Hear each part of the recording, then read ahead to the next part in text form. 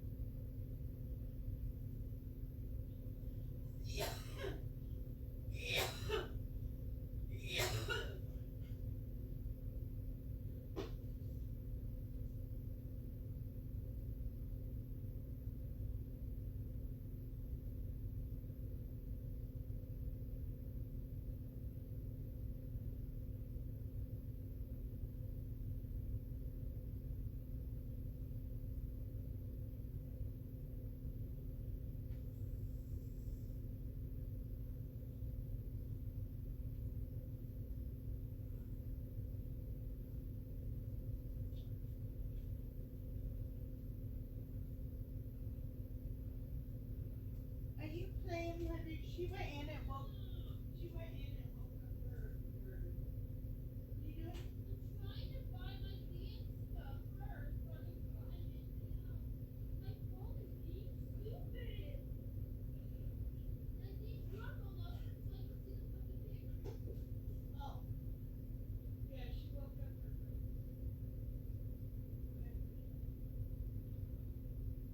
Yeah, thanks. Yeah,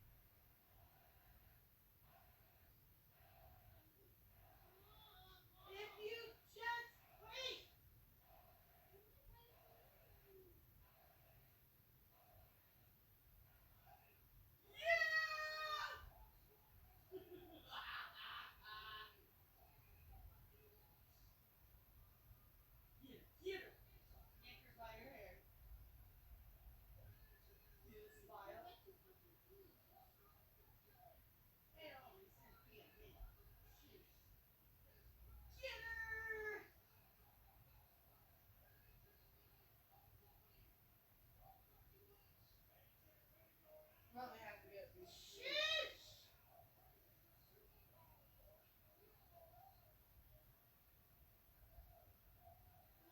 She licked her hand to it. What? Just change the name to here. Change it to your name. Hey, Jaylee. Hey, Jaylee. Come on, Seth. Say your bitch.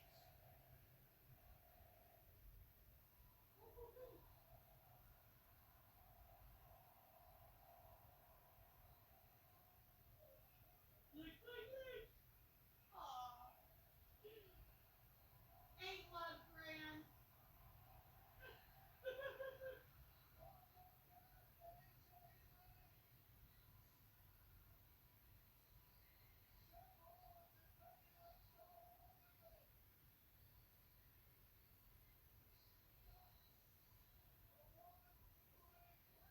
Okay, not crying. That's right. She made crazy cool.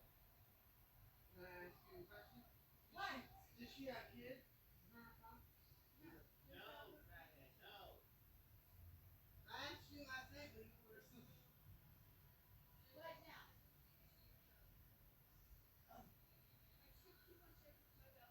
See, it's got like a heart. Why? I showed her the picture last night and I looked big.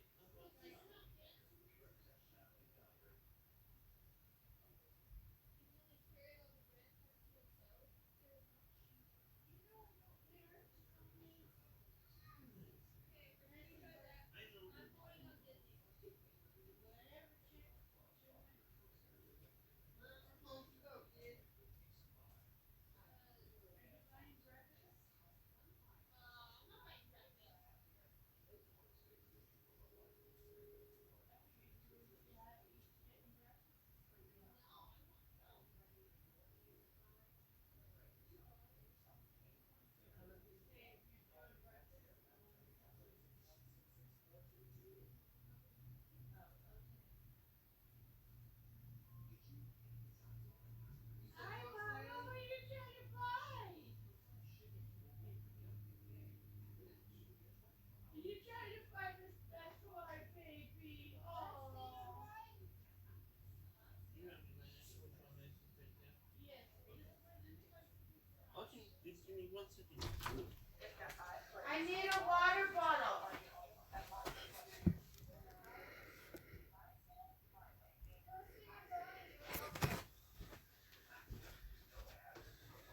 If he is not so observant, he may have just thought those things really happened. As if, his brain reminds him. Of course, the situations in his dreams are not realistic in the parts where, he coughs, clearing that imaginary lump in his throat.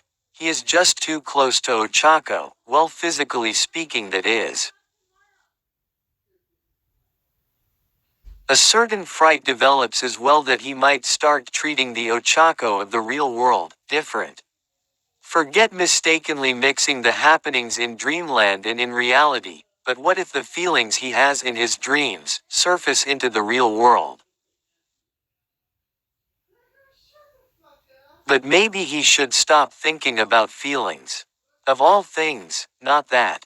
His mind is already full of a lot of things, and if he starts mixing in feelings into his melting pot of consciousness, he might realize that his heart is even fuller with complications.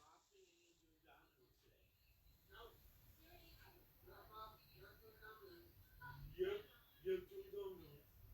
Yes.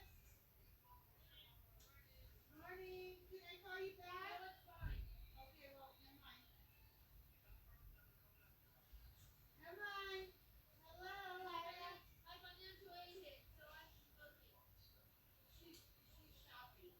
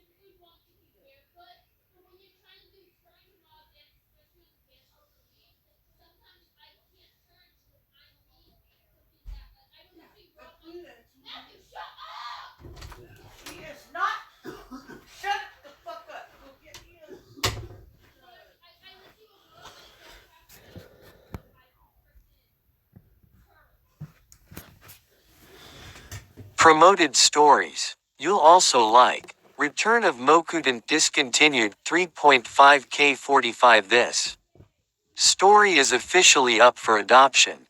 If anyone is interested, message me or comment on the story. Her prince from the underworld half demon is 0.25.9K450. It's basically the same story as my succubus Momo X Deku story. I know, real original, but hey, now you guys get a Deku from the other side of the tracks. After all, Fluke 11.4K802. Will edit once I'm free. N. This is a work of fiction, and any similarity with other works is purely coincidental. Excuse grammatical errors and misspellings, Eng. The hero who sings with a smile 39.4K368. Hi. Guys, this is my first story I write on Wattpad. I hope you like it. Fluke a day 112K 8.2 kilo amperes. Collection of short Fluko for 365 days. Please check the second book for the rest of the day's update. Mirko X Shy Male Reader 172K 1.1 key. Don't own MHA. I hope you enjoy the story I made. The Kings and Queen Yandere Wakfu X Reader 57.8K 1.8 Kyonder. Wakfu X Reader. Images do not belong to me unless stated. Wakfu does not belong to me, it belongs to Enigma. This is being rewritten in another book on my profile. He might just really go crazy, and the more the thoughts would materialize in his dreams.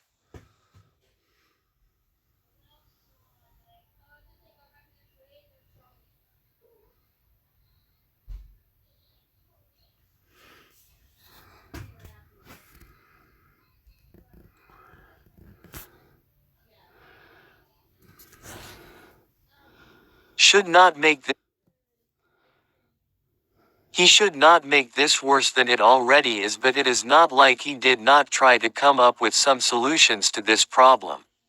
In fact, that night, he spent time reading about the science of dreams. Dreams are random images that occur when sleeping, and he is not new to it at all. For many years, dreams have been a part of him, but most of the time, he forgets these. There are times that some of these are memorable for him, because of the emotions that it triggered from him. There are times that the dreams are unforgettable because it has things that he had always wanted. But most of the time, dreams are just forgotten when it is time to return to reality. And that's that. Dreams are not this stubborn, and dreams are not this detailed.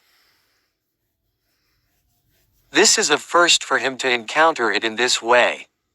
The fact that dreams as a concept gave birth to different theories from different branches of knowledge is not helping him at all. Dreams are not fully explained and are often viewed as subjective. It can be related to science, it can be related to religion, and it can be related to psychology. But now that he is trying to make sense of it all, not being able to get concrete answers is frustrating. He also finds himself blushing madly, as if the previous nights were not enough, when he read theories that dreams can be stemmed from one's deepest desires and obsessions. Izuku brings his attention back to the chalkboard for English class, and he almost regrets it the moment he does, as the moment sleepiness decides to attack again from his insides, and unfortunately, he is battling a losing war. Though he feels his eyelids on the verge of betraying him by closing, he pinches his hand to keep him awake again. Luck is still not on his side, as the skin at the back of his palm is starting to get numb already, that after a few more pinches, it will not have a waking effect anymore. This is really bad if these weird dreams continue, The more thinking he does and the more sleep deprived he is, his performance in school will definitely be affected. Worst thing though is that when it starts to become evident for the people around him, he has no idea how to explain this to them. I keep dreaming about Uraraka-san and I don't know why, but it's going to wreck my brain soon, is not really a good reason at all. Unfortunately. Just a bit more, he reminds himself. Good thing, the faculty will be having a half-day meeting later. Though he is not the type to skip classes or even enjoy free cuts, he doubts that students in UA who want to be heroes would enjoy it too. He probably needed the rest too. It is a bit weird to have these thoughts, especially when he is the type to push himself so hard, but right now, the mental stress is different. He is not even sure how many chugs of coffee he had before classes, but the weight in his stomach reminds him that it is not just a cup. However, the caffeine that is now flowing in his body did not even do much to kill or even just weaken drowsiness. Yep, it is official. On a rare occasion, Izuku needed rest. He was about to say, sleep, but maybe he would not be able to do the said activity anyway. He really just has to rest his eyes but not sleep, if that makes sense. Anyway, there is no point in trying to make sense when he is just talking to himself in his mind, especially when he knows that he is just trying to trick himself into thinking that he is not sleepy. Right now, he just has to try to keep himself awake until present Mike's class finishes. How ironic that even the pro hero with a loud voice and abundant energy is not enough to keep his senses awake. When he leaves, the interval until the next teacher arrives can give him some time to do some exercise and hopefully pump the blood in him to be awake. But is it even worth staying awake, when the blonde teacher's words are not even being processed by his mind? What more for the next lessons? Right now, he is only entertaining the thoughts of trying to stay awake, and if he intends to continue this, it will just be like he missed the lecture, especially when his focus is not really doing its job right now. That stuff may not be covered under your thing. The extra time just so that you can look up your. It does not matter if he is here in the room in his seat, if his mind is not present at all. Blinking his heavy lids, he stares at his notebook. His enthusiasm for note-taking has always been both praised and feared by how much detail and attention he gives to it. However, the current mess in front of him, which is actually his notes on his notebook, is barely recognizable. Not even the likes of a doodle of a 7-year-old could be mistaken for it.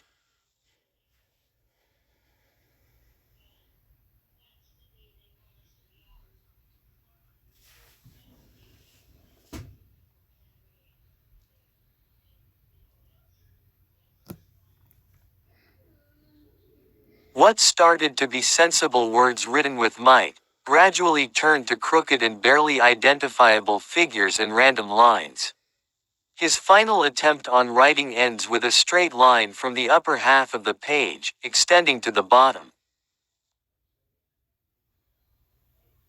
Looking at the whole page is like seeing his notes gradually disintegrate into nonsensical lines. Oh, what has he done?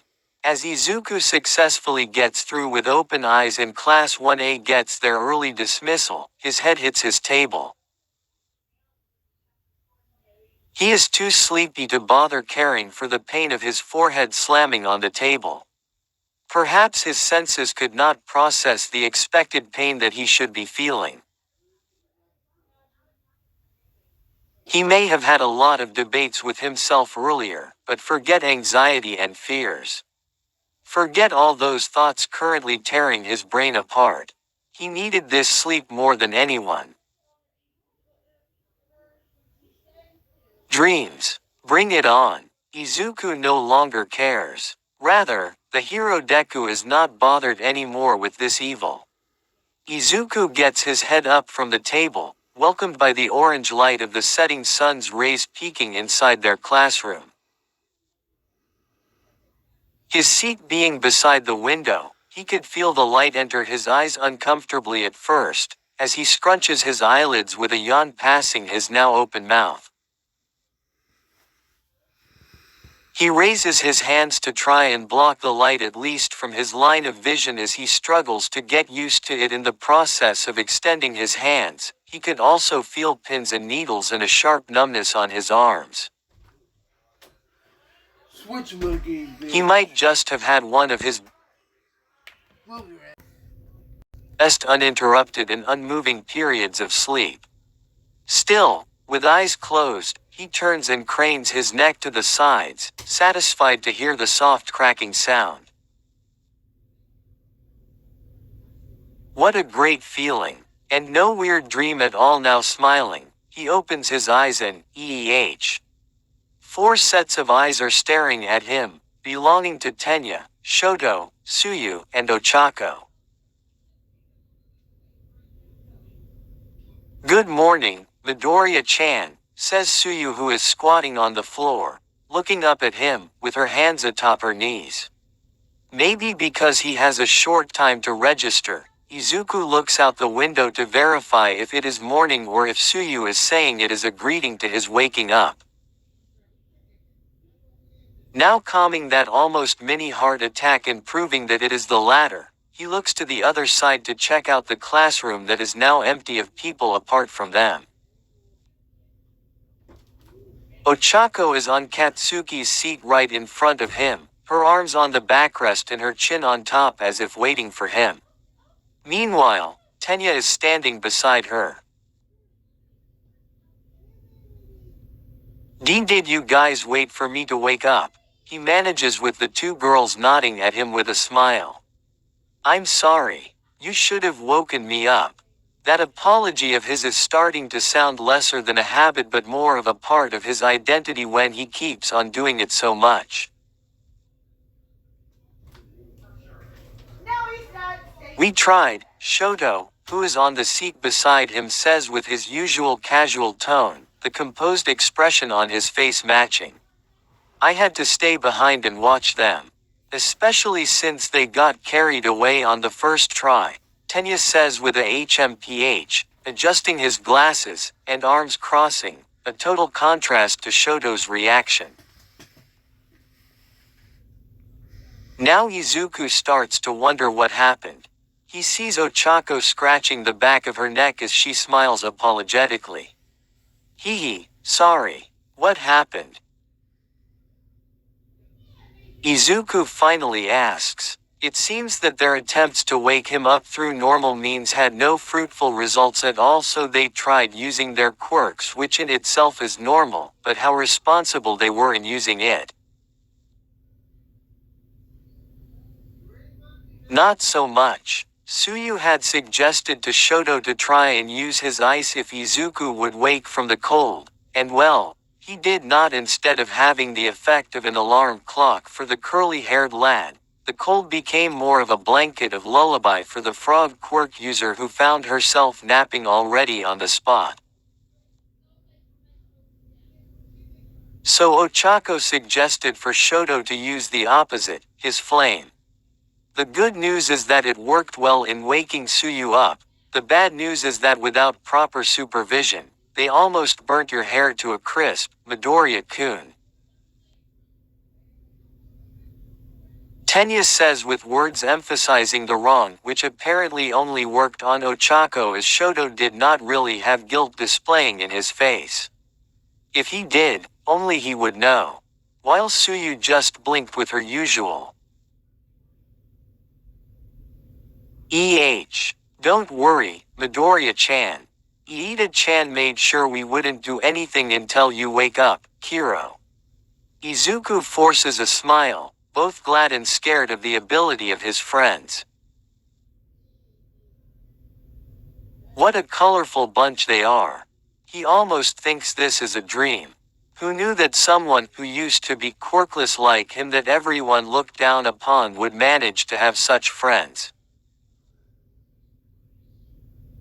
He would have allowed tears to touch his eyes for the warmth he is feeling in his heart, but that would be a bad idea, especially in front of them. And well, did he not promise All Might to lessen being a crybaby? He shakes his head in the thoughts. Thank you, everyone. As the five of them exit the classroom, Tenya, Shoto, and Suyu take the lead as they are currently having a heated discussion on what is the best food to be eaten on cold weather. At first, Tenya tries to be the arbiter of the battle between Jelly and Soba, but he ends up fighting for his Nikujaga. Izuku chuckles at the sight. Who knew that one of the friendliest in the class, the very serious class representative, and the stoic recommended student would be having such a conversation? He expects someone else to be giggling or stifling her own laughter, but it is silence that meets him. He glances back to a sight of Ochako yawning, tears forming in her eyes. That is odd. Man, now I'm sleepy too. I should have slept too while waiting for you to wake up, she says, trying to match his walking pace, noticing that he is already steps ahead. He, in turn, slows down for her to catch up. What's wrong, Uraraka-san? Were you not able to sleep well? She scratches her cheek as her shoulders tense a bit and her face flushes more color than usual. He does not notice though as he is focused on hearing her answer to his question. Maybe I'm just tired. Hee, a weak attempt, but she tries anyway. She could feel his eyes on her. Of course, she cannot tell him that it is because she dreamt of him twice in a row that she found it hard to fall asleep again. She is just thankful that she did not dream of him again in her evening slumber. But maybe dreaming of him is not the issue. The real issue is what happened in the said dreams. This is not her first time to have a dream about him if she were to be honest. But this is the first for them to kiss, almost. Almost, her brain underscores as her breathing and heartbeat start to have a race of which is faster. This time, he notices the color of her cheeks and worry overtakes his curiosity. Are you sick? That catches her attention as she immediately defenses, oh no, I don't think so. She blushes harder when he comes closer and lets his eyes roam around her face. He is so close and she could not help but be reminded of the dreams. But your face is getting redder, Uraraka-san. His voice is now strained with concern and instead of being his usual self of minding the distance between them, his palm reaches her forehead instead, while the other makes way to his own to compare their temperatures. You're warmer than usual, but I don't think it's a fever, he says with a relieved sigh, letting his hands fall back to his sides. The intensity in his expression earlier also disappears. Ochako looks down and tries to get back her composure. Why yeah, I'm not the type to get sick, Deku-kun. She fakes enthusiasm and makes a fist. He smiles at her and she does the same too as they walk again, the trio still arguing steps away from them. Izuku chuckles again and Ochako looks at him, her body facing forward but her head sideways. Both of her hands are at her back holding her bag as it bounces in every step. Noticing her eyes on him, he glances at her and smiles again. He is not sure if he should ask her directly or just let her give him a look. Both options seem awkward at the moment.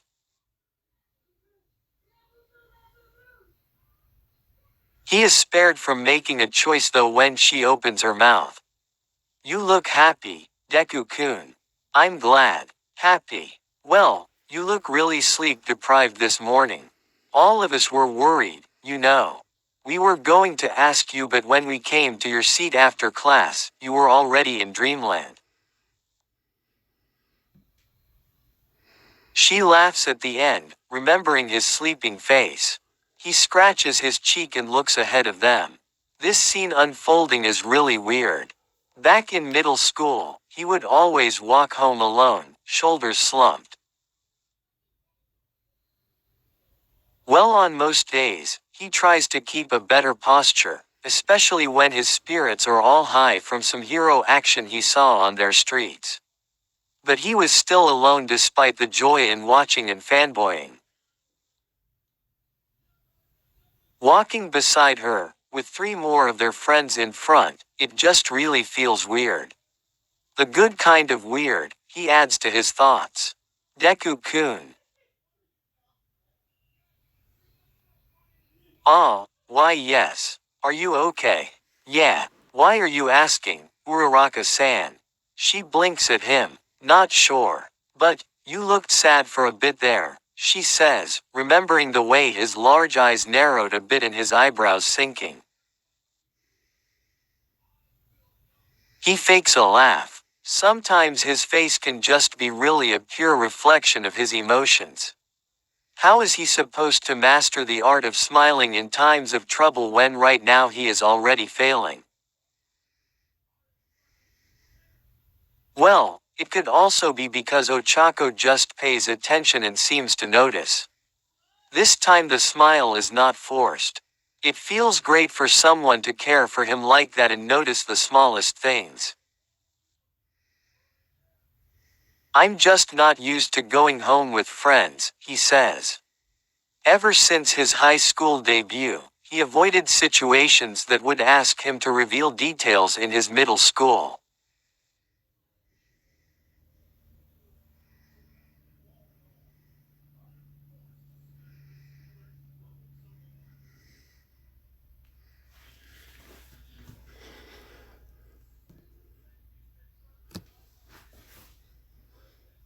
Only Katsuki knows the real deal. So he surprises himself when he tells that to Ochako. He tries to come up with a lot of possible answers to her possible questions relating to his middle school life, but instead of her pressing for it, she just smiles at him. It's fun, isn't it? Don't worry. We'll go home with you when we can. He pauses and just looks at her. Won't she ask him to tell her more? Of course, that was weird of him to say, especially when he is known as one of the knuckleheads in UA.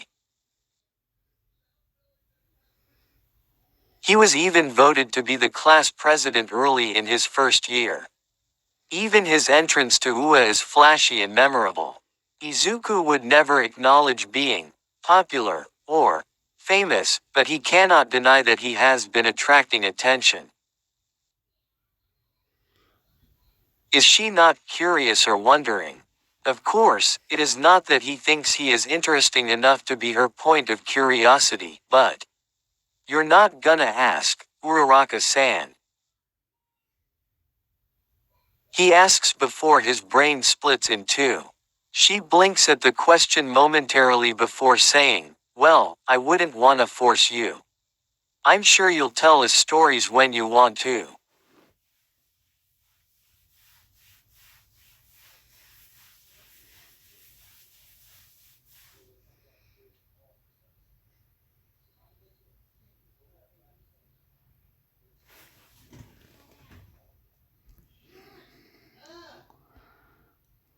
The brunette pauses on her tracks which makes Izuku stop as well.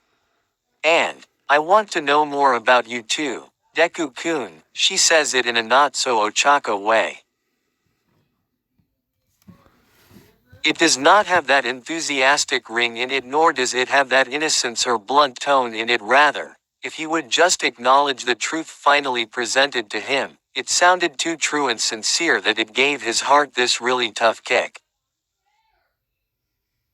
The lad refuses to look at it on a deeper level though and ignores that weird stirring in his heart, just satisfied that he is able to talk to her normally.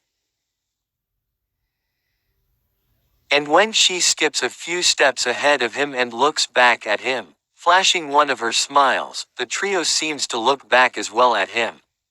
He just smiles at the sight of his friends. He may have been having issues with dreams, but he sure does wish that this moment is not one of those. As Ochako starts walking by his side again and talks about how her parents just called her while she was sleeping and even snoring, she adds, seeing that happiness in her is truly contagious. The real thing right beside him is definitely better than any dream, he subconsciously thinks. If this is a dream, he hopes to not wake up from it. Chapter 4. 3 knocks are followed by a raspy voice in the early evening of the village's healer. The sounds of urgency interrupt his work of mixing herbs and listing down recipes. Izuku, are you in there? The green-haired, hearing the familiar voice, not only identifies its owner, but also a bit of the situation at hand. He is about to scratch a part of his scalp to prepare for the incoming headache, but he realizes the strong scent of crushed leaves and petals lingering on his fingers and decides to stop himself. A few steps later, he casually opens his door as he deadpans to the sight of a red-haired man, supporting a blonde with his toned shoulders. The latter seems to have passed out, judging by that deadweight sway of his arms and legs. However, he lifts his head and stares at Izuku. He smiles with emptiness in his eyes as he flicks his thumbs up at him. Izuku shakes his head with a sigh. Not again. Eijiro, didn't I tell you that I'd stop treating Denki if he still joins Minoru in sneaking into the ladies' academy? The crimson-haired forces a smile but gives him an apologetic look. It's not what you think, Izuku. Denki just wanted to talk to someone. His words trail, sounding unsure all of a sudden compared to the conviction in his voice in the beginning parts of talking. Then how come he's all electrocuted again? Izuku eyes the blonde's figure, dead eyes, and the swift yet small sparks adorning some parts of his body. This is not the first time that he has treated this poor guy for the same injuries. But it is as if this is the side effect of the Academy's barrier electrocutions that leaves Denki in such state whenever he gets shocked. It amazes Izuku that his body is able to take in so much of the Academy's electric current. He looks past his doorway and checks to see if there is someone else, but there is none. It also amazes him that Minoru always manages to get away in time before the barrier reacts, since he never went to Izuku for treatment. He kinda just entered, without thinking. Eijiro bites his lip then smiles again. He tried to save his friend's honor, but in front of their village's master herbalist, his attempts are futile, especially when Denki sports such look.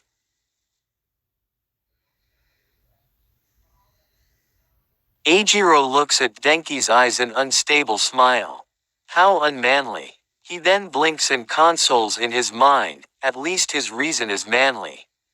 With another sigh, Izuku lets the 2 guys in, already used to this routine that happens at least thrice a week, once being the least. However, a part of Izuku is glad that Denki did not intend to peep at the girls again, just like Minoru, which is usually the case when it comes to him getting shocked. As a healer, He should really be hastening, however, he reached a point of being used to treating the blonde already. Grabbing 2 bottles from his stash, Izuku takes notes on his records of Denki. Unlike his previous injuries, his current state is not as bad, no abrasions, lesser muscle spasms. Still with unfocused eyes though, he mutters while scribbling. The sorry state of Denki has had variations, with his very first electrocution episode causing discoloration of his skin and some scrapes on his face, knees, and legs when he stumbled from the shock. I'm really sorry about this, Izuku. The mentioned man looks back and smiles. He may have given his warning earlier and perhaps heaved out the heaviest sigh of the day, but that was only to threaten and remind them of stopping their forbidden activities. Of course, more than a healer, it is his way as their friend to remind them to not get themselves in more danger.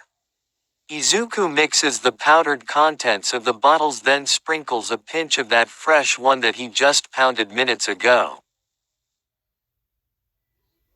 Working on his table, aside from the lamp sitting atop his desk, something else is full of light in this evening, but it is not the moon nor the stars.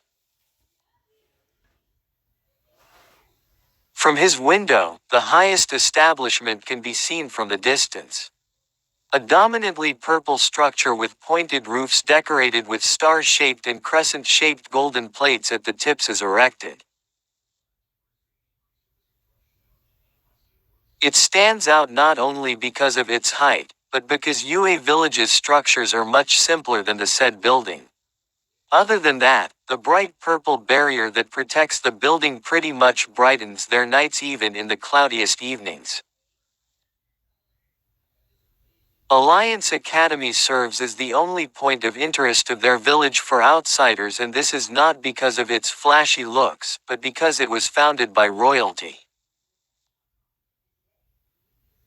If this is the case, one may ask how come their village is still a small and undeveloped one when it has one of the most treasured foundations by the kingdom that reigns over them. None of its villagers know the answer or will even bother to know the mystery and secrets that surround it after all. Most of them resent it, branding it as a selfish institution. What did Denki want? Izuku asks out of curiosity, as he grabs some paper to transfer the mixture. He added some of the fresh bits of yellow herb he harvested in the morning. When the electrocution incidents started increasing, he made sure to have these herbs in his garden as these are good for circulation. Eijiro, who is sitting beside his friend, still supporting his unstable figure, says, he said he met a dark-haired girl from the Ladies' Academy. It is a good thing that Izuku is done in mixing and measuring the medicine, because his hands twitched at what Eijiro had said, and the twitch could have been enough to destroy the ratio of the ingredients. He lets Denki take what he made before he faces Eijiro. What is he thinking? His tone changes from his usual, much more aggressive than he had intended.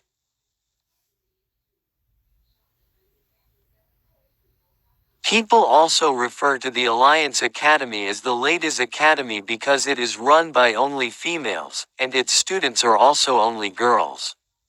Though Izuku has read many books and journals, he cannot trace when the tradition started, but it is definitely forbidden for men to interact with the women in the academy until they graduate.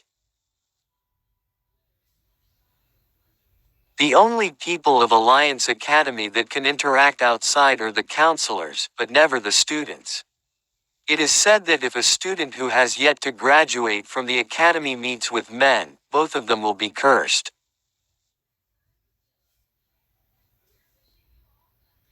Once enrolled in the academy, the students must not meet males until they get their diplomas. And to match the rules for their counterparts, it is a custom that is passed down from generation to generation which trains the men to never step foot near the Alliance Academy, until the likes of Denki and Minoru were born into the village.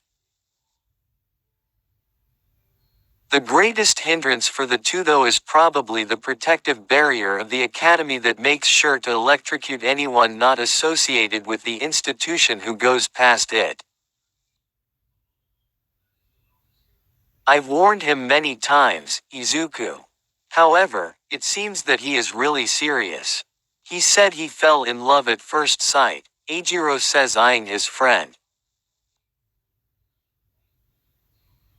Denki, who hangs out with Minoru a lot of times in their countless quests to meet the girls, failed many times. However, they have invented spying tools that allow them to see even from a distance. Izuku maintains a blank expression. As a kid, he has never interacted with any females other than his mom and other female relatives and adults. Before he even had the chance to play with the girls his age, they all reached the years for these lasses to join the academy.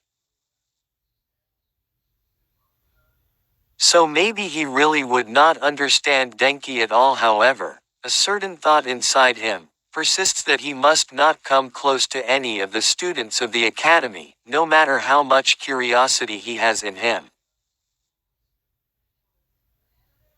Since I tweaked the recipe a bit, we'll have to wait at least an hour for the drug to take effect. When it does, he will be fast asleep, and when he wakes up, he should be back to normal. Thank you, Izuku. You're really the best. As the orange flames mesh with the yellow blaze in his fireplace, Izuku could only stare at the letter in his hands. The unstable lighting makes the shadow of his hands dance across the paper. The carefully drawn letters that form words warm his heart, as it is evident that each stroke is full of longing. This is the most recent letter he has received from his mother, who is out traveling to the other side of the country. It has almost been a year ever since she came home, and not a day passes that he does not miss her at all.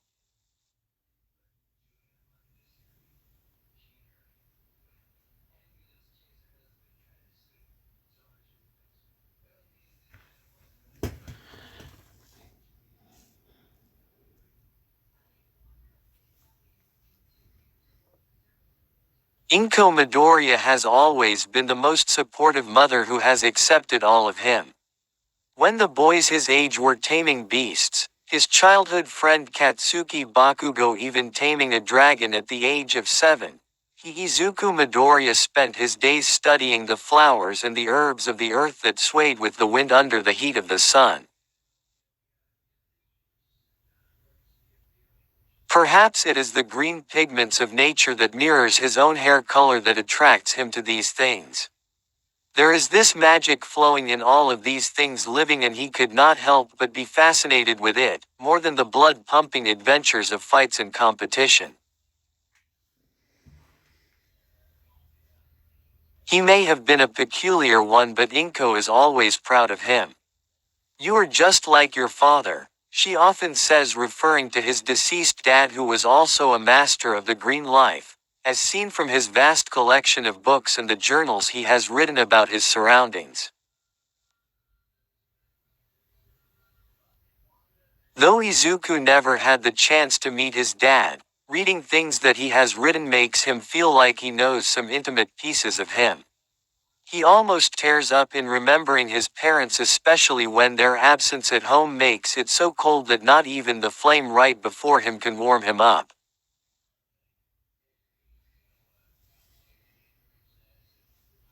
Izuku looks back at the window. This is why he does not want to be involved with the academy.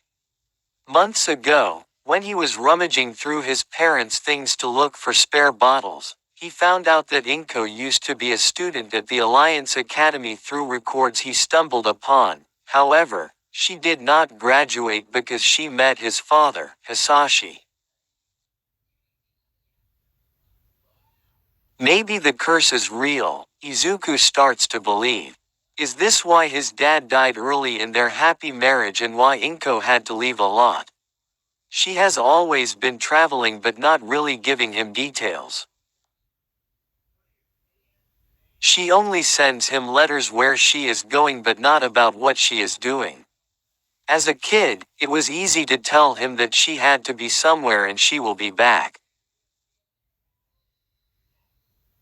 However, as he grew up, his questions kept piling up. He clenches his fists and looks at the other letter by his desk.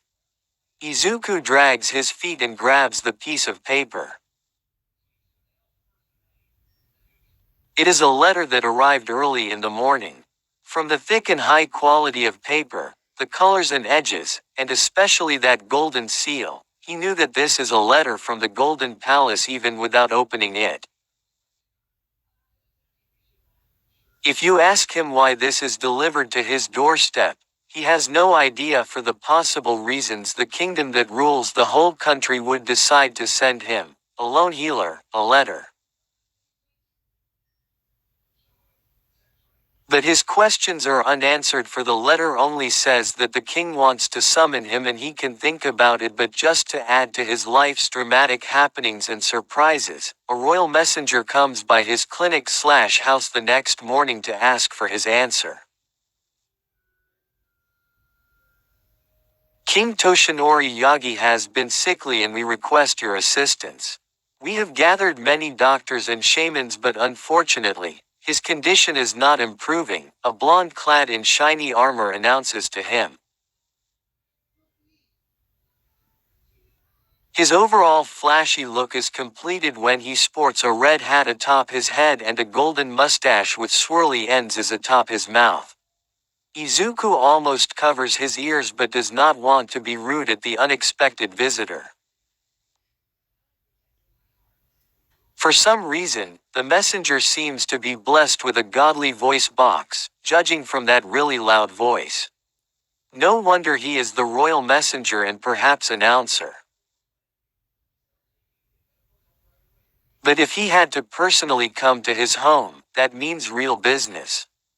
Izuku barely had time to think about it, in all honesty, because he thought he had more time in his hands until the arrival of the royal messenger.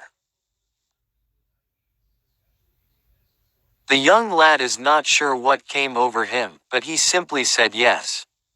Perhaps it is the thought that the most powerful man in the kingdom has health as his weakness and someone like him could possibly help. Or maybe it is just because it is his second nature as a healer to make sure someone is away from sickness, regardless of status. But deep inside of Izuku, he knows well that the questions regarding his family are also pulling him out to leave the village to seek answers.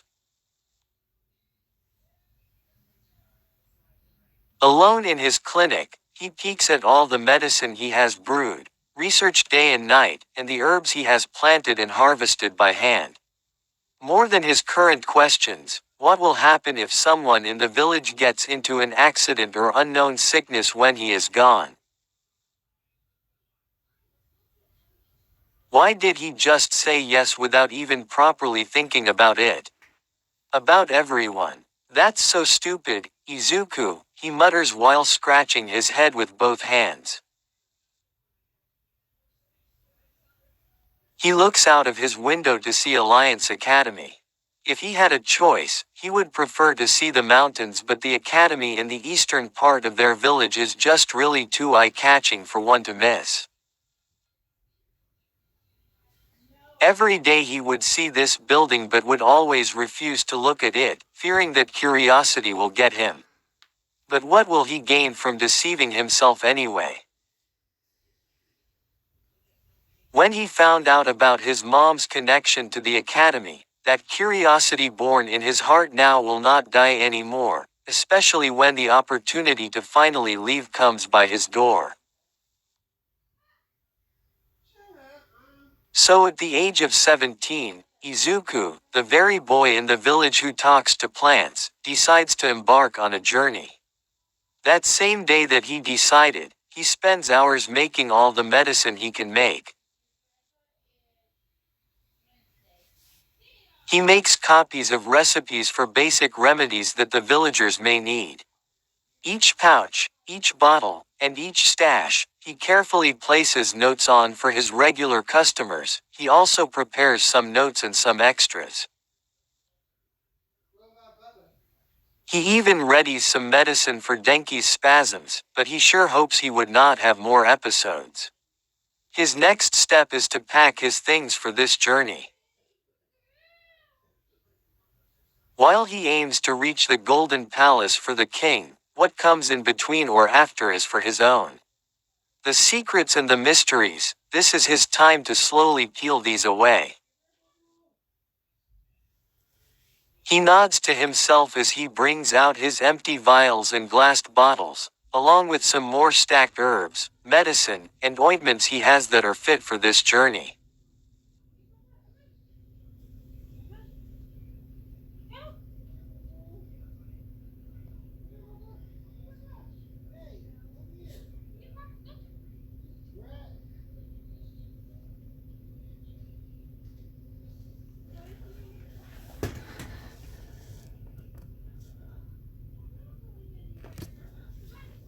For bugs bites, nausea, upset stomach, headaches, let's see, what else? He talks to himself as he rummages through his boxes of things.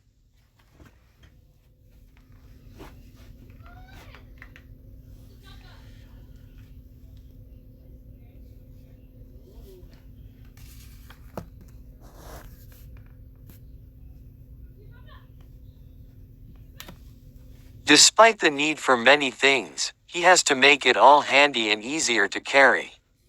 He makes sure to have a jug of water as well. Packing his necessities also means including something for defense. He brings out his dagger. This dagger only touches the blood and skin of plants, but never of humans. Never in his life has he ever thought of hurting someone, whether for the sake of a manly battle, as famously put by most men around him, or even by accident. So thinking of this as his line of defense still makes him feel conflicted. However, his survival is something he cannot ignore. He places it back to its sheath and wraps a bandage over it as if the cover is not enough. He ties it to his bottom though, just in case. He tries to move around, attempting to get used to the weight of something lethal around his waist. He clears his throat and sighs before finishing his preparations. Izuku then wears his long-sleeved cream-colored cotton shirt with his iconic green vest topping it. He kicks his legs in his dark pants and fits his feet in his favorite red shoes. As darkness starts to engulf the skies, Izuku knows that this is the time. Giving his home one last look by peeking at all the medicine he left for the villagers, some mementos, the books of his father, he vows to himself that leaving these here is not the same as forgetting. He finally closes the door. He never thought that a day would come that he would throw away many things just to seek answers. Yet, here he is now, leaving this life with only a note. I'm not sure when I'll be back. Please take these with caution as I have indicated in the situations and instructions, Izuku. Underneath the darkness of the evening, Izuku finds himself running to the east, which is the only way out of the UA. The royal announcer that goes by the name Hazashi Yamada told him that it would catch too much attention if he is escorted from his home. So he must exit the village first before the royal guards can fetch him.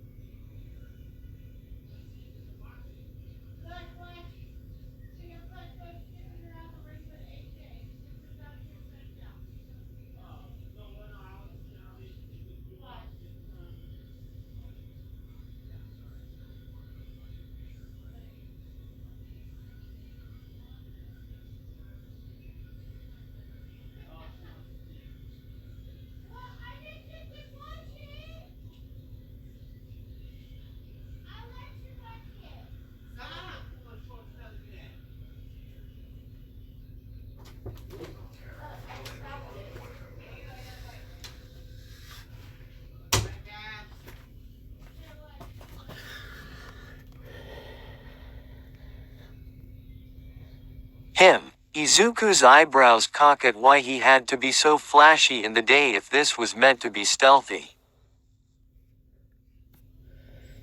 But he lets go of the thoughts and just proceeds on pushing for the secrecy of this. There's a watchtower there and just tell the guard the watchword, plus ultra, and they should assist you, he remembers Hazashi's words. Given his chosen time of leaving, there should be no problem, but Izuku really hates the part that the Ladies Academy is on the east too, near the exit. Its protective barrier is a great hindrance to any forces aiming to take over the village. This is usually the time where an infamous duo is doing their forbidden activities, after all. He is not worried about getting electrocuted like Denki, but more of the presence of Minoru who may be hiding somewhere. Since Denki is most likely taking it easy since he just treated him earlier, Izuku assumes that Minoru may be on the move now.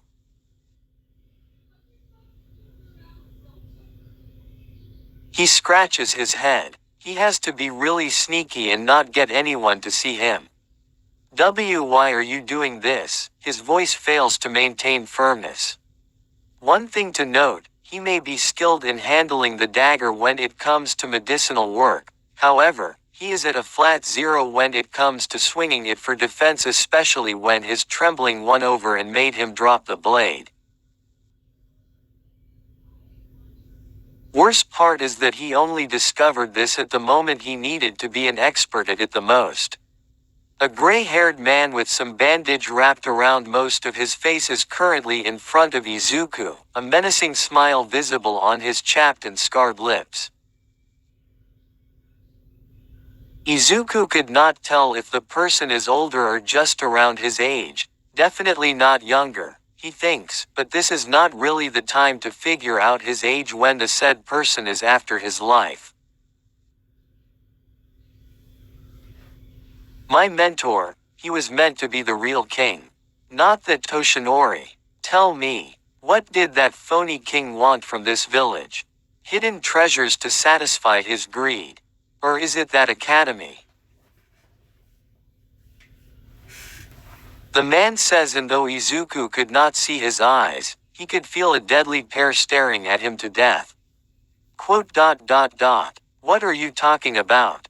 Quite stubborn, huh? The man says and points his glaive to Izuku's neck so dangerously close. The green head could feel its sharpness tear lightly on his skin as a drop of blood graces his neck. But he refuses to back further when he could hear the sounds of the wind on the edge of the cliff just behind him. How did this happen? He was on his way to the exit, barely passing by the academy when he feels something hard hitting him at the back of his head just above neck. The next thing he knows is waking up right behind the academy, dangerously close to the barrier. He is all tied up to a tree near the cliff that he did not know actually existed. Anyone who has not been in this part of the village will find this like a completely foreign land. Thankful for his dagger that helped him get rid of the bindings, he made way to retrieve his bag, but the pain lingering on his head did not help at all. One mistake and he can either feel electricity run through his body or surrender his life to the cliff.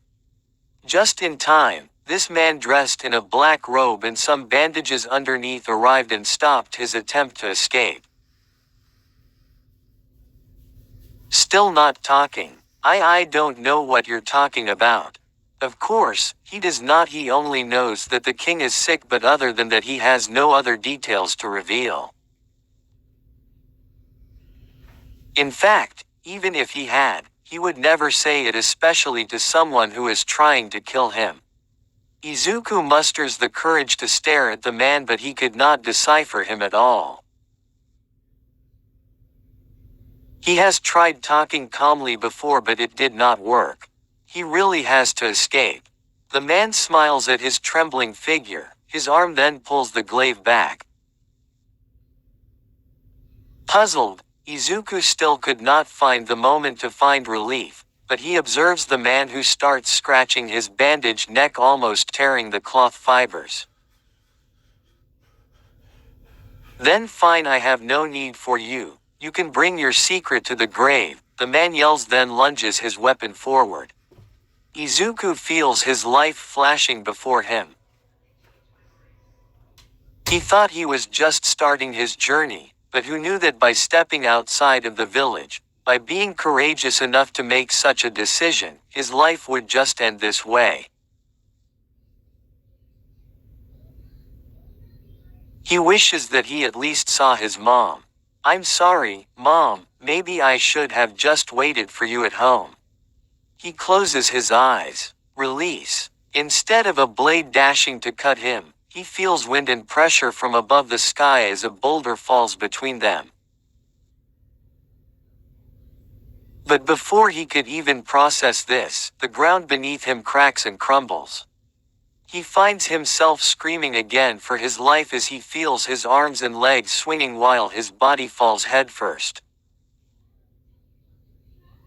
Losing ground meant death.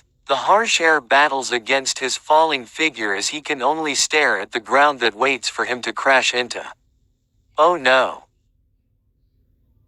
He hears from a distance when suddenly a brown-haired girl appears before him, falling with him, the wind against them as their hair strands hit their faces. Time seems to slow down for him as he stares at her foreign features. Her honey brown eyes and her long lashes. In a life and death situation, he has no idea why he is still mesmerized by this. Maybe he should be thankful to finally see a girl his age before he dies. Said girl reaches out to him and upon instinct, he accepts her hand and more wind envelops the two of them. Unlike the harsh blow of falling against air earlier, this time the wind is gentle as it caresses his skin. It also feels a bit warm, as if hugging him with security and comfort. Holding both hands with this girl is like floating. Their fingers clasp as they look at one another, arms extended to each other. The contrast makes his heart beat faster upon realizations that he is now saved. He has no words to say as they slowly settle on the ground, still hand in hand. As they approach the ground, the wind guides their bodies to a standing position, then letting their feet touch the bottom. He blinks. Did all of those really just happen? Izuku looks at himself, relieved to see that he is still in one piece. Then he looks at her. Currently, her face is hidden from him as she bows down, but she is wearing a dark rose-colored robe while a wooden staff is tied by her shoulder. Realizing their still clasped hands. Wh, sorry. He immediately lets go, distances himself, and bows deeply to her, just focusing on the ground. How could he just hold a girl's hand so casually and not even realize? He wants to smack himself. He has not even said his gratitude yet. He leans up to thank her but widens his eyes when he sees her panting figure, slowly kneeling on the ground, her hands supporting her. Izuku's nervousness leaves his body as he rushes to her side and touches her forehead and looks at her face. He takes note of her dilated eyes, paling lips, cold sweat, and heavy breathing. Pardon me for doing this. He removes her robe and sees that light long-sleeved dress, a tight collar by the neck, several gemstones embedded in silver serving as buttons, and the seal of a star meeting a crescent moon at the center, that he recognizes as the uniform of Alliance Academy. A part of him stops his movements, but when he hears her difficulty breathing again, he furrows his eyebrows to focus. He is a healer and he knows what he must do. He lies her down on the ground, gently, especially on her head. Please excuse me, he says, then proceeds on loosening her clothes by the fitted collar first. He unbuttons almost half of her uniform to let the top of her chest breathe. Please hang on, he says, and digs into his bag, thankful that the encounter with the gray-haired man in the fall earlier did not make him lose all his supplies. The lad then spreads some green ointment on her chest and on her neck, to ease her breathing. Gingerly, he adds bits to her temples, the mint being meant to relax her. As it does its wonders, he uncaps the clear liquid-containing vial on his hand. He gives it a look, then turns to her. He closes his eyes for a deep breath before saying, again, I'm sorry. He pops in some yellow marble-like material in his mouth and drinks a portion of the vial's contents, but instead of swallowing, he brings his mouth to hers and lets her drink it, feeling her jolt at the contact of their lips. Unfortunately, his small vessel specially made for mixing this medicine is nowhere to be found. This medicine has a bit of an intense taste, a mix of spice and bitterness, and he expects her to immediately throw it out, so he had to place a sunvine seed inside his mouth. The sunvine seed is known to have a sweet skin, so it could somehow lighten the taste.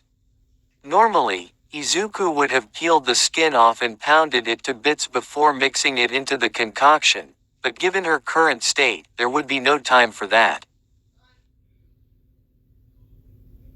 Her difficulty in breathing will also make it hard for her to abide by a method of maintaining the seed in her mouth.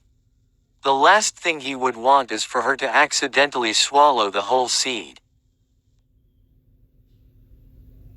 The greenhead places his free palm under her head to cushion her from the hard ground. Slightly, he flexes his fingers to hopefully ease that tension in her shoulders.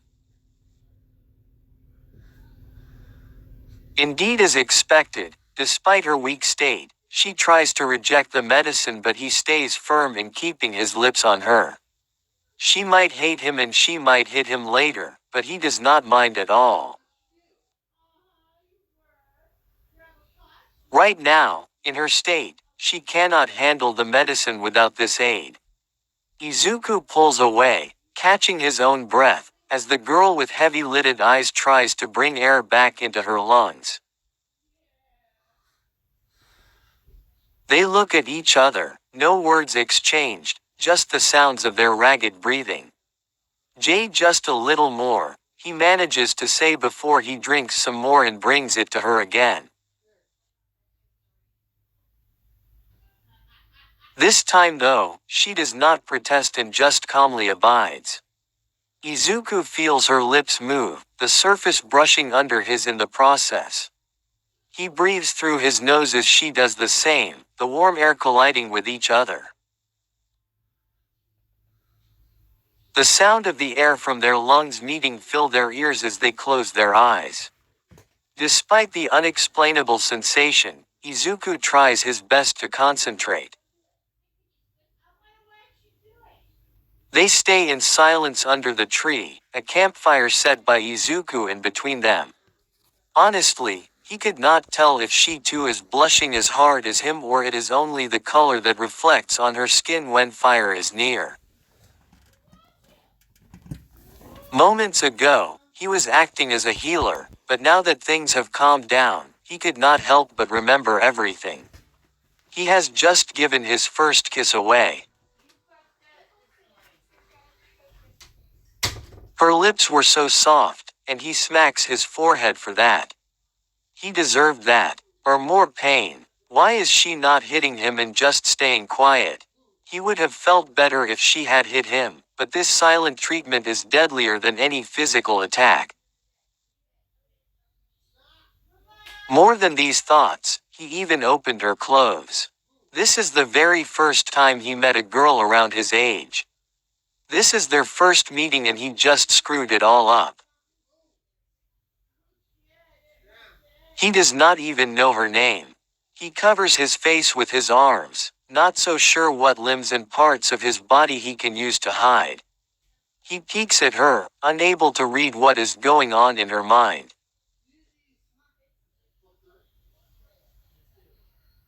He then sighs. If he feels this way, what more could she feel?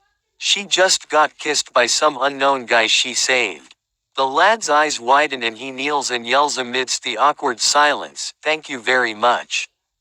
You saved my life." Then bows when she turns to him, scared to actually face her. And no, thank you. I'm sorry. I was just too embarrassed, he hears her say. She did not have to be so kind to him. I'm really sorry too. About. I just acted on impulse.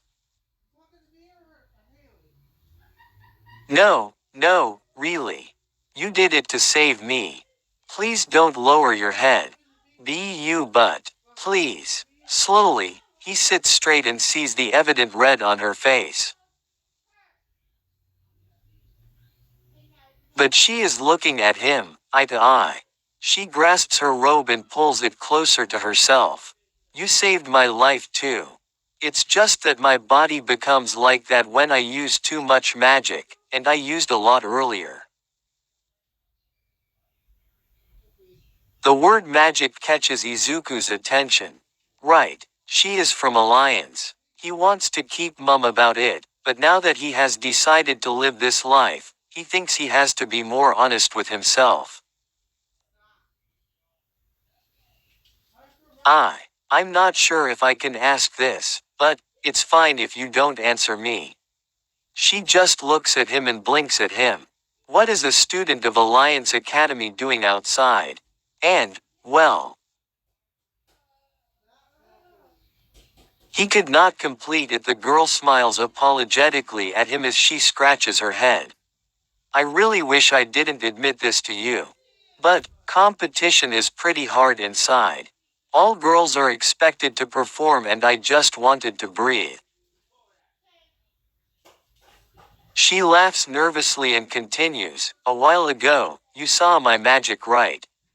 He nods at her as she inches closer and lays her palms near the heat of the flame. You see, in the School of Magic, one is required to learn all elements, at least the basics. Because all elements are interconnected. After mastering the basics, that's when one can choose a specialization. However, I seem to not be able to control anything except for the wind. The way she says it is so sad in tone that it does not seem to suit her at all. Isn't it better to be good at something than nothing? And you'd end up choosing it in the end, right?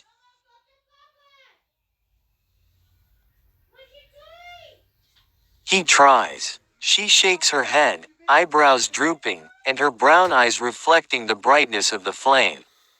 But as you saw earlier, the wind is just really soft. I don't know if it could even pass as a wind. I really can't command windstorms or any powerful gusts. I can make things float then let them fall, that's all.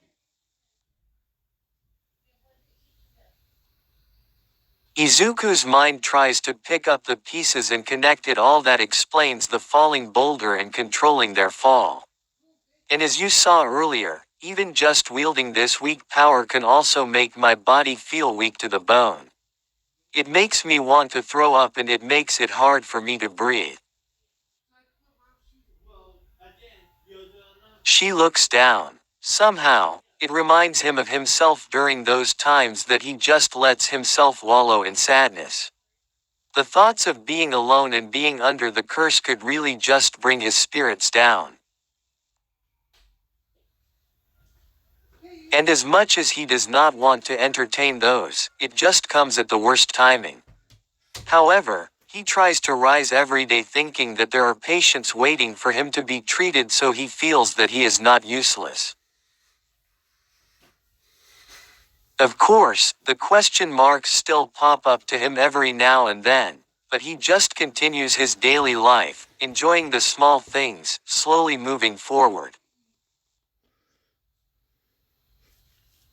That very wind is what saved me though. He smiles at her, stretching his lips to his cheeks to give his best one. No matter how much she looks down on her strength, it is that gentle wind that protected him. Nothing can change that. Weak or strong, it is her wind that saved his life twice. She looks at him and sooner, she mirrors his smile. Thank you, I haven't asked but what can I call you? Oh, he remembers the events earlier. Not that he does not trust her especially when she saved his life, but he has to be more careful. He would not want to drag her to the danger right. What if that man from before knows his name? I'm Deku. It is that nickname that Katsuki has given him ever since they are kids. Hopefully, she does not notice that that is not his real name. Because who would name their kid that very insult? Oh my, I like how it sounds. It suits you. EEH. He looks at her, not sure if he should feel offended or thankful that she did not notice. He smiles forcibly and laughs nervously to hide it though. Really? Well, it sounds like, you can do it. And a while ago when you were fighting that gray-haired guy, you were not giving up. The information makes his brain swell and he tries to decipher each point, her explanation and appreciation of his name in the fight earlier. Fight. Yep, you were clearly not good with the dagger but you still had to bide time and you managed somehow. She imitates the way he swung his dagger earlier and he wants to look away to save himself from the embarrassment, but he still watches her anyway. You looked weak and were really weak, but you still managed. That's really cool. What a carefree smile she has, he thinks, ignoring the seemingly unintended insults, but embarrassment soon creeps up to him.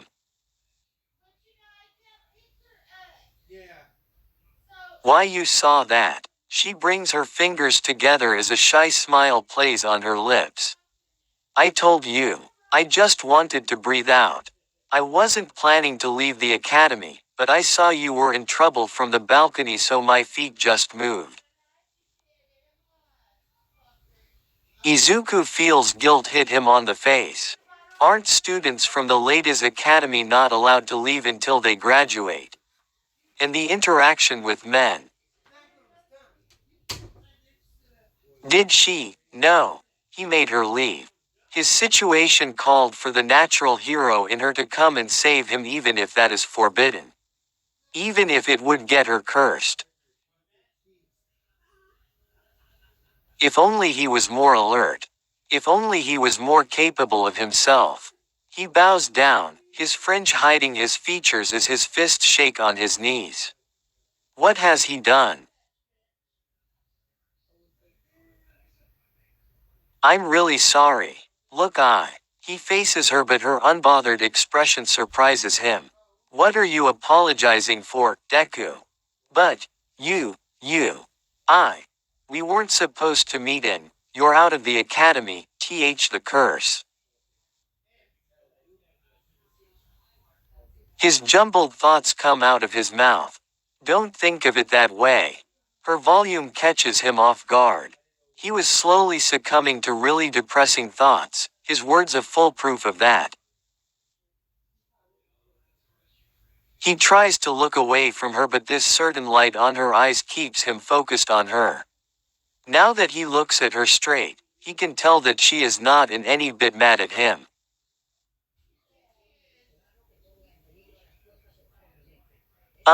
If meeting you is a curse, then it must be a big lie. I saved you because you needed help. Anyone who saw that should have helped and a curse will not stop me and how can you call it a curse when You just saved me too, she says and gives him her warmest smile, but he is too touched to notice the faint blush on her cheeks. He could only look at her in shock, the very scene robbing him out of words to say or even think. Right now, she is just shining in front of him, and it is not even because of any magic glow, lightened barrier, or flame.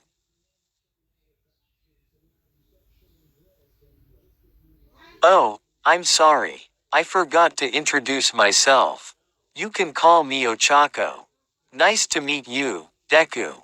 She comes closer and extends her hand. Izuku takes it and smiles back at her, shyly, if described. Nice to meet you too. So, where are you headed? And who is that and why is he after you? I have to leave the village you see, to treat someone who lives in the capital, but I don't know who that man is and why he attacked me. I was surprised too.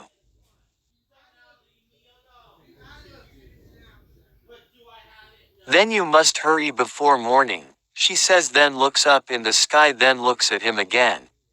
Which is in less than an hour. I saw that he escaped earlier before the boulder dropped. There's a cave nearby and it connects to the way out of the village. It's a secret passage, but I can guide you there later.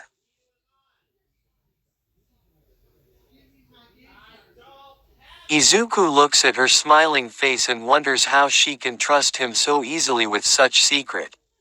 A secret passage, is that taught in the academy? You're pretty sharp, Deku. Only students and staff know that way. It's really hidden and faster too. Don't worry, I'll make sure that no one else is there.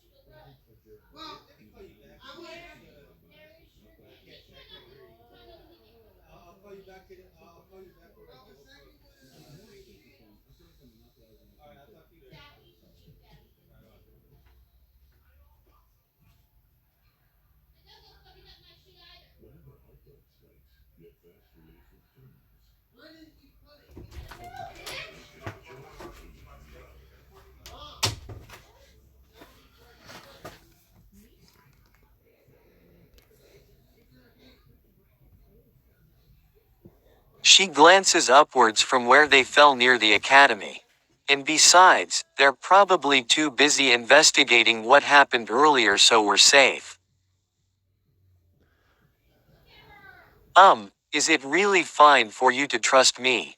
I mean, H lowers his eyes before looking at her again, but she is just smiling at him, not even bothered by anything he has said. If you were a bad person, you would have left me to die and escaped. But even if someone was after you, you still helped me. Why wouldn't I trust you? As Ochako leads the way, Izuku could not feel settled at all. Though she is helping him, what can he do for her?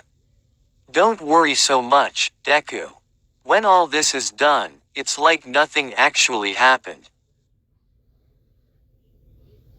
She says it enthusiastically, but it gives him an opposite feeling. Why is it so disappointing to hear when it is the right thing to do? This way, no one in the academy would know that she encountered a guy.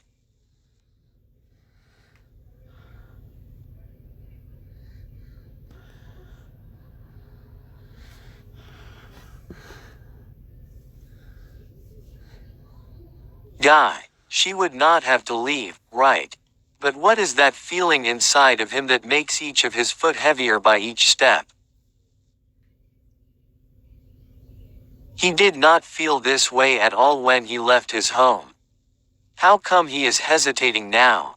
We're here, she announces when they reach some rock formations that Izuku has never seen despite his stay in the village. The darkness of the cave is a bit worrying, but not something that a torch cannot handle. Come on, Deku. She pulls him inside by the hand and they walk in the darkness, Izuku stumbling in a few steps. Ochako, why didn't we light a torch first? Well, the students are all trained to memorize this place even in the dark. So if there is light, we'd immediately know that there's an intruder. Izuku nods. Though he barely knows anything about Alliance Academy, now that he hears all these, he could not believe how strict it is inside. He briefly remembers Ochako's reasons and wishes of breathing out. As he lets himself enjoy the warmth of her hand on his, he starts to think about what would happen to her after this. It is a brand new start for him, but what about her? Part of him wishes he had met her earlier, just so he could listen to her vent out her frustrations, and he, in turn, could cheer her up until she graduates and proves to everyone what she is capable of. Even if she says that her magic is weak, her will is not right now. She is leading him in the dark. Hours ago, she saved him. How can someone like that be considered weak? Deku, you know about the curse, right? Students of Alliance are not allowed to meet any males before they graduate. He hears her hum in agreement.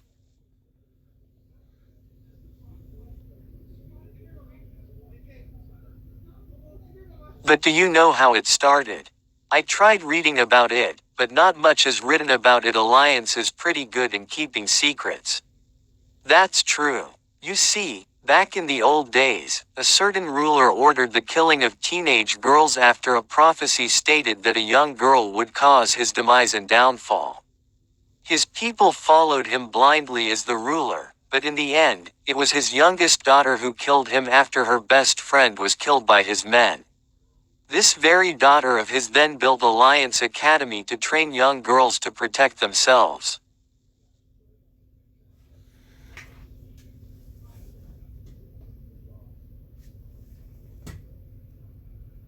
The origins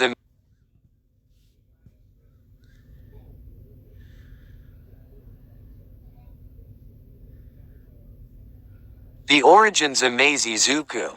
Those were things that normal villages would not know. How did the curse come in? Many years later, when the academy was more established in producing powerful graduates in magic, stealth, and warfare, it got more popular, so did its students. But this popularity caused a lot of students to go lax in their training. Most of the students ended up starting their families earlier and did not even finish their schooling. On the worst timing, the neighboring country waged war and there was bloodshed, especially on the common townspeople. Only those who graduated were able to survive. Oh, he manages to say. If put this way, it is like the villagers of UA are just misunderstanding the whole, selfish, image. It has only been a few hours and he has already learned so much. While it fascinates him, the sudden twitch of Ochako's hand to his brings him out of his trance. The sudden silence is uncomfortable as they walk hand in hand. He feels her hand squeeze his involuntarily again. Ochako. I used to believe in that curse. Ochako shares how different students in the academy ended up getting the worst luck. Some had died early unexpectedly. There were some who were abducted and sent to trial to crimes they did not do. Some were exiled. And there are various more cases that further discuss the demise that those who do not follow this rule face. But what? When he cannot see her and he can only hear her voice, it is easier to spot in her tone if she wants to say something more. Ochako stops and lets go of his hand. The sudden loss of warmth disappoints him, but he does not let her notice. Besides, the darkness would not let her see that frown on his freckled face anyway. I wish I met her earlier. Let me just get this exit, she says as he hears the sound of some rocks and sand rubbing to each other. Now he understands Denki. Yue's traditions would not have permitted him, but maybe he would not care. If he had met her earlier, he would do everything to meet her and be there for her whenever she felt suffocated in her stay in Alliance. Why is it that when he has decided to leave, something pushes him to stay? He tried his best for many years to come up with reasons to stay, to not let curiosity get him. But as if it is inevitable, he finally allows himself to make a bold decision. But the moment he does is the moment he meets someone who could make him stay.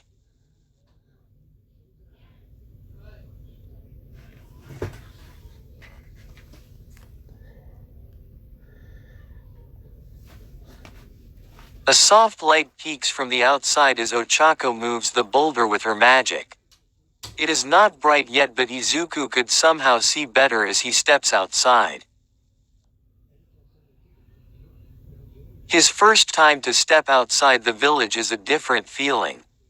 Across his feet, he could already see so many herbs and plants that he has yet to encounter in his lifetime. Most of the foreign ones he encounters are only brought by traveling traders. But to see them up close and still in the earth delights him. He moves around, letting his feet drag him and his eyes sparkle in the night. The petals dancing, the grass dancing, the smell of earth, he looks at everything with wonder. He stops as he hears her giggles. Sorry. He immediately stands up to scratch his head. That is when he notices that Ochako is still inside the cave, the light barely touching her figure. Ochako, I'm afraid I can only lead you until here, Deku. Her tone is high-pitched, but he could sense that tinge of unhappiness. She looks down, refusing to meet his eyes, but a smile is still pasted on her lips. I can't go further. Izuku stares at her face, which is slowly getting clearer as the sun is about to rise.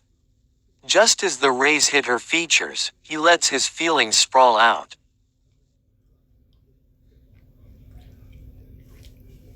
You know, Ochako, when I first saw you, something in me has been really feeling odd. You just looked dazzling. And I don't even know why. It's like, you're so familiar, but it's my first time to meet you. And I wish I had met you earlier.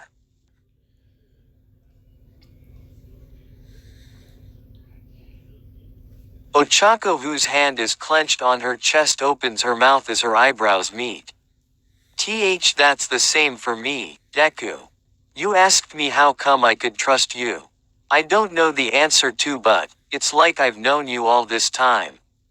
When I saw you were in trouble, my body just moved on its own and forgot everything. It's sad that I just met you now.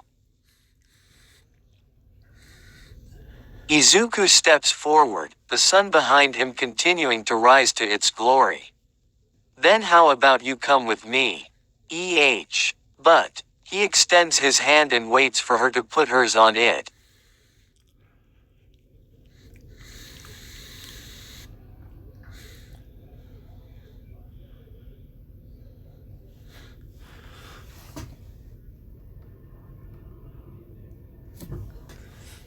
He waits to feel that warmth again with her palm touching his. Her hand twitches, itching to grab him, but she stops herself. I can't. I'm sorry. Sorry. Now he did not want to see that conflicted expression on her. That is not what he had intended at all. He scratches his head. For some reason, he picked up a sense that she wanted to come with him. Did he just imagine it? What about that connection with her? He looks down. Where will he get the courage to face her even for just a goodbye? Deku. Yes. He answers, but not looking at her. I'll prove to you that the curse is not real.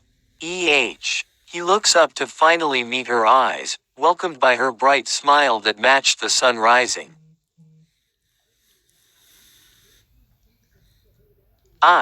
Even though my wind is still weak, I'll show them that I can be strong with it. Even though I met a guy like you, I'll graduate. I refuse to believe that this is a curse. Meeting you that is. So, be sure to come back, okay?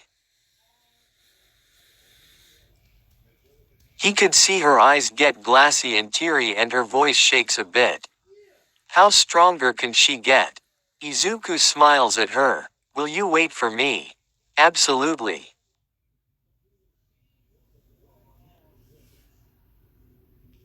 Her head bounces as she nods. Really? His voice picks up the energy. Yes, Deku. Then, may I kiss you again?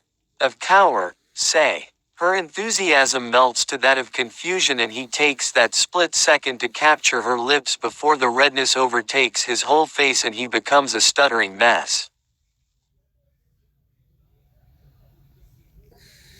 He lets his hands pull her face to his as he feels her lashes flutter against his skin, her forehead on his, and her lips curl up against his. Izuku has no idea what got into him, but if they would separate ways now, he better not allow her to forget him and he better etch these feelings in their memory. She freezes at first but relaxes in his hold as her lips brush against his. They break apart looking into each other's eyes when she says, "Oh, one more." Ochako looks at herself in the mirror, not liking the darkening discoloration under her eyes. She splashes water on her face. The dreams are getting more ridiculous and ridiculous. She splashes more water on her face as she feels it starting to heat up, now slapping her face in the process. What is she dreaming about? This time they really kissed. And she even asked for one more. Graaaaaah, she screams as she places her entire head under the faucet letting the water flow to her face, while the other girls just look at her, worried. Inside her brain though, she feels jealous of that version of herself in the dream. Meanwhile, Izuku is briskly brushing his teeth in the shared restrooms. If he was dreaming, how come he could still remember how soft her lips are? He brushes his teeth more vigorously that his classmates may think he is competing with Katsuki's brash brushing. Where stories live. Discover now.